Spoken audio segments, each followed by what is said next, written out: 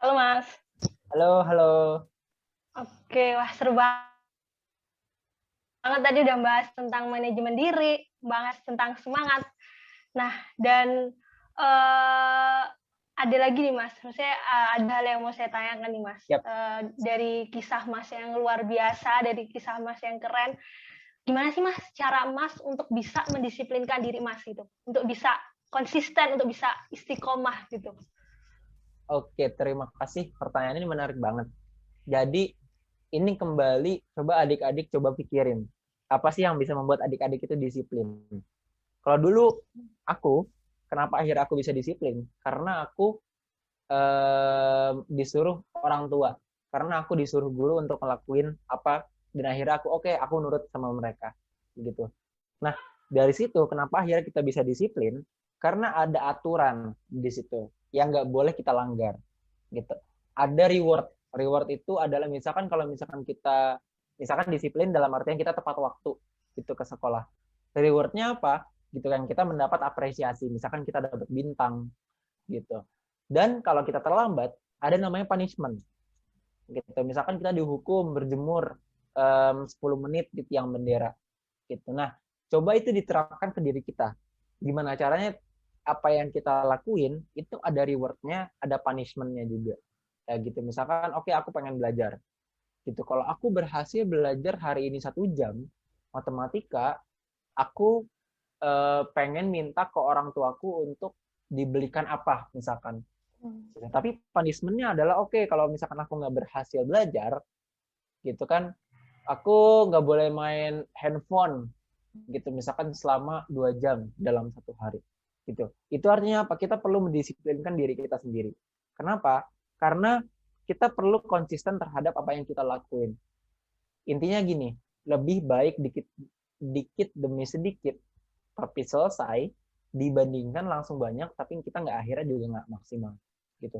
Lebih baik gitu kan adik-adik belajar matematika 1 jam dalam 1 hari gitu tapi konsisten misalkan selama 7 hari selama 1 bulan dibandingkan adik-adik menghabiskan 10 jam dalam 1 hari untuk belajar matematika dan besok-besoknya nggak belajar lagi gitu. Kenapa? Karena itu kan akan menumbuhkan mindset, akan menumbuhkan cara berpikir kita bahwa sesuatu itu perlu dilakukan secara bertahap gitu, perlu dilakukan secara dikit demi sedikit.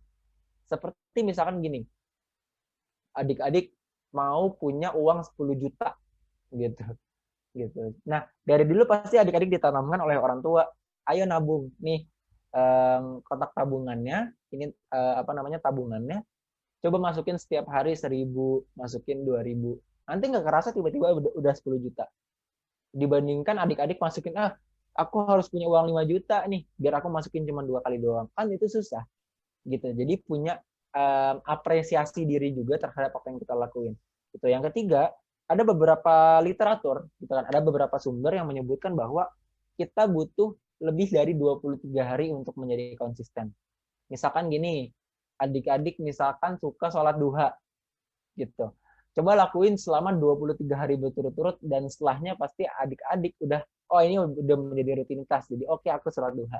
Gitu. Jadi kalau itu sebelum 23 hari, adik-adik nggak akan merasa ini menjadi rutinitas karena wah nggak konsisten. 23 hari aja nggak bisa, gimana kita mau melaksanakan itu tiap hari.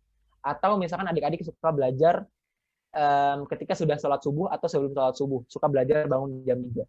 Gitu. Coba adik-adik lakuin selama 23 hari berturut-turut 23 kali atau bahkan sebulan. Gitu lakuin secara rutin. Oke, 30 menit aja adik-adik baca gitu jam jam 4 pagi. 30 menit nanti baru sholat subuh. Gitu. Itu akan menjadi rutinitas yang baik untuk adik-adik. Itu adalah salah satu cara untuk mendisiplinkan diri adik-adik supaya adik-adik bisa konsisten dalam melaksanakan sesuatu.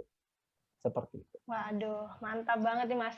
Berarti yang pertama sebisa mungkin kita kasih apa ya apresiasi gitu, self Ya, appreciation ke diri kita gitu. Kalau kita berhasil, ya kita harus kasih apresiasi gitu ya Mas ya. ya, Terus juga kalau kita gagal, berarti harus ada punishment juga nih yang kita udah tetapin ke diri kita gitu ya Mas. ya.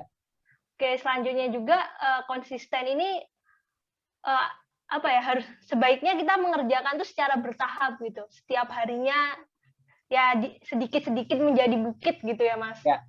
Sama yang terakhir, kalau emang kita mau membiasakan suatu hal baru gitu, kebiasaan baru, itu sebisa mungkin coba kita terapkan minimal 23 hari.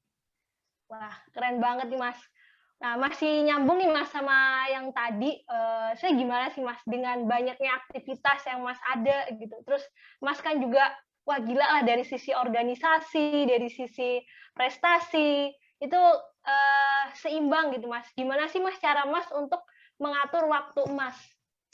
Oke, ini menarik banget untuk bicara soal waktu. Kenapa? Karena setiap orang punya 24 jam yang sama. Waktu adik-adik 24 jam itu akan sama dengan waktunya orang tua adik-adik juga. Gitu, 24 jam itu sama dengan orang-orang sukses di dunia ini. Gitu, adik-adik misalkan mengidolakan siapa? Pemain bola misalkan Cristiano Ronaldo. Gitu. Dia 24 jam itu misalkan satu hari setauku gajinya berapa miliar gitu tuh. Kita aja belum kita dibandingkan dengan kita belum gajian gitu, tapi kita punya 24 jam yang sama. Itu artinya apa? 24 jam yang kita punya itu bergantung pada gimana caranya kita memanage dengan baik gitu. Apa yang kita lakuin ya tergantung kita gitu. Ada kita pun dengan teman dekat kita itu waktunya sama 24 jam, tapi cara kita melakukan sesuatu, memanfaatkan 24 jam itu akan sangat berbeda dari teman-teman kita.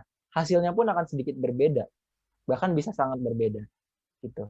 Jadi gimana caranya biar teman-teman bisa memanage waktu itu dengan optimal gitu, dengan baik gitu. Dua hal yang bisa membuat time management teman-teman adik-adik itu rusak. Pertama adalah rasa malas, gitu. Yang kedua adalah kebiasaan menunda-nunda. Gitu. Mindsetnya adalah jangan sampai kita malas dan jangan sampai kita menunda-nunda terhadap sesuatu yang seharusnya kita bisa lakukan dan itu bermanfaat.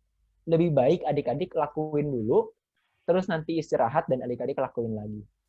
Dan masalah manajemen waktu, adik-adik bisa lakuin sesuatu yang berdasarkan dengan urgensi. Urgensi misalkan, oh adik-adik punya PR, gitu besok harus dilakuin. PR-nya itu lusa, misalkan hari ini hari Minggu, oh PR-nya itu adalah hari Selasa. Adik-adik bisa lakuin hari ini. Adik-adik keluang misalkan dari pagi sampai sore. Kayak gitu. Jadi, oke, aku kerjain dulu deh PR matematikanya. Nanti kalau capek istirahat, perlahan-lahan nggak apa-apa, tapi hari ini kalau bisa selesai. Dibandingkan, masih lusa, besok dulu deh kerjainnya, besok juga santai. Tiba-tiba besok keburu-buru, adik-adik susah ngerjain, dan akhirnya nggak maksimal gitu hasilnya. Gitu. Jadi, oke, aku harus ngerjain PR matematika karena deadline-nya atau misalkan harus dikumpulin 2 hari lagi. Yang kedua, berdasarkan dengan penting atau enggaknya apa yang adik-adik lakuin. Misalkan gini, adik-adik itu punya 2 pilihan. Yang pertama itu adalah jalan-jalan dengan orang tua adik-adik bersama dengan keluarga. Yang kedua, itu main bola bareng teman-teman. Gitu. Misalkan sore, diajak orang tua keluarga, tapi teman-teman juga ngajak nih. Gitu. Kira-kira mana yang adik-adik lakuin itu berdasarkan penting atau enggaknya. Gitu. Kalau aku pribadi, kayaknya jarang nih bisa jalan-jalan bareng keluarga. Gitu. Aku akan lebih milih keluarga. Tapi tergantung kalau adik-adik merasa keluargaku jalan-jalan tiap hari, tapi aku jarang nih main bola. Gitu, ya udah aku main bola. Jadi tergantung pada penting nggak sih sebenarnya buat adik-adik, penting nggak sih buat teman-teman semua. Gitu. Yang ketiga, faktornya adalah kebahagiaan. Adik-adik seneng nggak sih ngelakuin itu? Misalkan adik-adik seneng untuk melukis, contohnya ya, atau misalkan main gitar. Gitu. Adik-adik pengen ngelakuin, aku ada tugas nih, tapi baru dikumpulin minggu depan. Tapi aku suka main gitar, aku suka melukis. Ya udah deh, karena itu senang, aku akan main gitar dulu, aku akan melukis dulu. Gitu, nanti besok aku bakal kerjain PR-ku. Nah, 3 hal itu perlu teman-teman pertimbangkan. Gitu. Pertama sesuai dengan urgensi, kedua pentingnya atau enggak, yang ketiga senang atau enggak sih teman-teman ngelakuinnya, adik-adik ngelakuinnya. Yang paling penting dari semua itu buat semua itu seimbang. Buat semua itu balance gitu, buat semua itu seimbang. Dalam artian jangan terlalu diforsir kita untuk belajar terus gitu kan, kerjain tugas terus, kerjain PR terus. Kita juga perlu refreshing gitu, nonton TV, kita nonton YouTube gitu, kalau boleh kita main gitar, kita melukis, lakuin sesuatu yang membuat kita senang gitu. Jadi ada banyak justru orang yang terlalu memforsir dirinya, dia belajar terus tapi akhirnya sakit. Kalau sakit kan kita jatuh tumbang, nggak bisa ngapa-ngapain kita nggak belajar juga nggak bisa, main bola juga nggak bisa. Jadi coba buat itu semua seimbang, biar waktu 24 jam yang adik-adik lakukan, manfaatkan, itu bisa menghasilkan sesuatu yang baik untuk adik-adik dan membuat adik-adik senang. Seperti itu.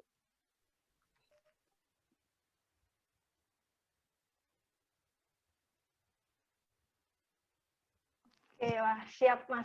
Harus kayak menentukan nih urgent-nya gitu. Wah Ya. ini udah mepet nih, wah ini ada PR nih buat lusa. Terus yang kedua penting atau tidaknya gitu. Walaupun penting atau tidaknya ini subjektif ya Mas, sangat subjektif banget gitu. Setiap orang bisa memandangi penting ataupun orang lain juga berbeda gitu. Lalu yang terakhir juga kalau bisa kita tetap kayak menjaga apa ya, menjaga kebahagiaan kita gitu. Jadi jangan sampai kita terlalu memporsir diri kita, oh kamu harus gini-gini nih, gitu. Terus nanti kalau kalau nggak bisa terus kayak sedih gitu. Ya. Nah, mungkin ini Mas yang mau saya tanyain lebih lanjut nih Mas. Nah, gimana sih Mas kalau seumpama kita nih sudah menyusun rencana gitu ya Mas, sudah menyusun rencana, terus sudah menyusun rencana manajemen waktu gitu.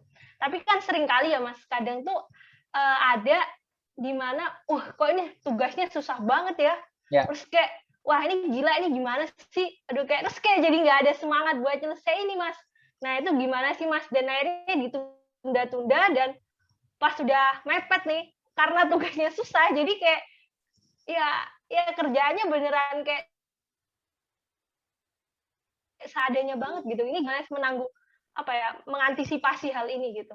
Oke, ini pertanyaan yang juga menarik. Jadi kayak misalkan kita udah males banget, terus juga ternyata memang susah. Kalau dari aku pribadi, jangan ragu untuk minta tolong ke orang lain. Kenapa? Karena nggak semua hal itu bisa kita lakuin sendiri. Jadi kita perlu sadar juga kemampuan diri kita. Kita kerjain dulu, tapi jangan mencontek. Karena mencontek itu nggak baik. Gitu. Kalau kita nyontek, kita melakukan, walaupun hasilnya bagus, gitu kan, tapi kita nggak melakukan sesuatu yang berdasarkan kemampuan kita. Kita nggak bisa mengukur kemampuan kita seperti apa. Lebih baik kita nilainya jelek, tapi kita tahu, sebenarnya kita bisa lebih baik lagi dengan cara A, dengan cara B, dengan cara C. Itu yang pertama. Jadi jangan sampai mencontek. Yang kedua, jangan ragu untuk minta tolong. Minta tolong ke orang tua, gitu. Minta tolong ke guru, misalkan, Pak, Bu, boleh tolong berikan kisi-kisi nggak? Kira-kira rumusnya untuk nyelesain soal yang ini kayak gimana sih? Gitu. Karena saya masih kurang paham. Itu nggak masalah. Gitu. Karena guru-guru SMP itu akan sangat terbuka terhadap itu. Kalau ada siswanya yang bertanya. Atau bertanya ke teman. Bertanya ke teman bukan jawabannya, tapi cara menyelesaikannya seperti apa. Gitu. Jadi konsepnya adalah gimana caranya ketika teman-teman itu bisa melakukan mengantisipasi terlebih dahulu daripada nanti teman-teman mepet tinggal 1 hari udah deadline besok, misalkan besok harus dikumpulin, hari ini baru ngerjain. Lebih baik teman-teman minta tolong dari jauh-jauh hari. 3 hari yang lalu, misalkan 3 hari sebelumnya teman-teman udah minta tolong, ayo kerjain bareng gitu sama temennya adik-adik gitu. Bisa kerjain bareng, tahu bareng gimana caranya. Dan yang ketiga, yang paling penting adalah pahami gimana tipe belajar adik-adik semua. Ada yang tipe belajarnya dia verbal banget gitu. Dia ketika melihat sesuatu itu harus diomongin kayak gitu. Terus yang kedua, ada yang tipe belajarnya dia harus diceritain oleh orang lain, harus diajarin oleh orang lain. Gitu. Yang ketiga, ada tipe belajar cukup baca, catat, selesai. Gitu. Ada yang tipe belajarnya juga dia ngerjain soal itu harusnya sendiri karena mungkin lebih nyaman. Ada juga yang tipe belajar aku lebih nyaman untuk kerja bareng teman-teman karena materinya lebih masuk. Dan itu perlu teman-teman lakuin, perlu adik-adik lakuin supaya membuat adik-adik juga bisa mengantisipasi yang tadi disebutkan gitu oleh Bira. Gitu. Jadi jangan sampai mepet terus adik-adik nggak mempersiapkan apa-apa, tapi coba adik-adik persiapkan dulu sesuatu yang bisa membantu adik-adik semua. Mantap Mas. Berarti emang kalau bisa nih kita jauh-jauh hari ini setidaknya kita lihat dulu nih soalnya susah nggak ya? Wah ini susah nih. Wah berarti ini aku harus ngerjain bener-bener dari jauh-jauh hari nih udah mempersiapkan gitu. Dan kalau nggak bisa pun jangan malu ya Mas ya untuk tanya ke teman, jangan malu untuk tanya ke guru gitu kan. Ya. Dan saling ngebantu satu sama lain. Sama yang terakhir juga penting banget nih buat kita mengenali tipe belajar kita seperti apa. Oke.